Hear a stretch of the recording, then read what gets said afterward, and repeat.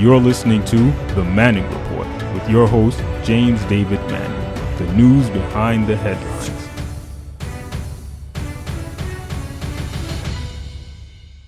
Michael Cohen was secretly recorded by this guy, Tom, whoever he was or is.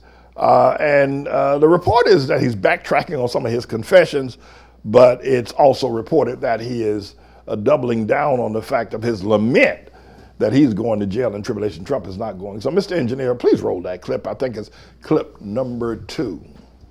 Just into CNN about President Trump's former fixer and lawyer, Michael Cohen, during a phone call secretly recorded by actor and comedian Tom Arnold.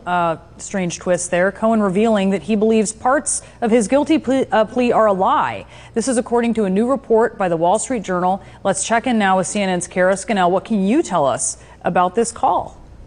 That's right, Brianna. These are strange bedfellows. So according to the Journal, this call took place on March 25th between Michael Cohen and Tom Arnold. And in the call, Michael Cohen is disavowing the crimes that he pleaded guilty to. Now, remember, he pleaded guilty to 2 hush money payments involving 2 campaign finance violations involving those hush money payments he made on behalf of the president. But he also pleaded guilty to 5 tax fraud counts, 1 count of lying to a bank, and another count of lying to Congress. But as you'll hear in this soundbite, Michael Cohen is now saying that he didn't commit any of those crimes. Let's listen. I lost my business. I lost, everything. My insurance, my bank accounts, all for what? All for what? Because Trump, had an affair with a porn star. That's really what this is about. Yep. There's no tax evasion. And the HELOC, I have an 18% loan to value on my home. Right. How could there be a HELOC issue? That's right. That's right. Right. That's absolutely right. It's a lie. So now Michael Cohen here also goes on during this conversation, which seemed to last for quite some time, where he also talks about the president and saying that, this was really just the acts of the president, and he's very critical of him here. Let's listen. It's maddening. That's yeah. You take it, but I had a mission that I needed to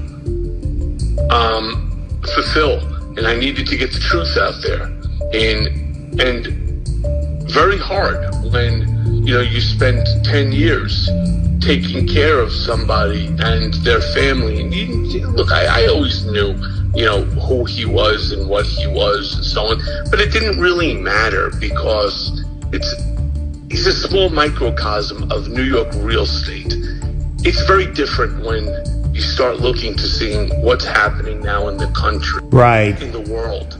Yeah, I pray that all Trump supporters will take that last statement that Cohen just made, that he always knew who Trump was, and who doesn't.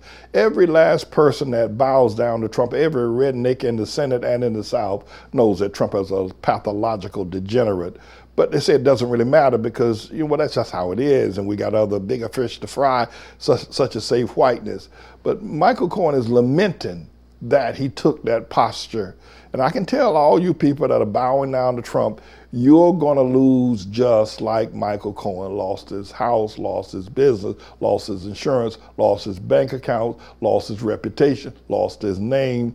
He lost everything fooling around with somebody who he knew was a con man, who he knew was a degenerate. I say this to you rednecks and to all of you people out there that are supporting Trump, knowing that he is a degenerate.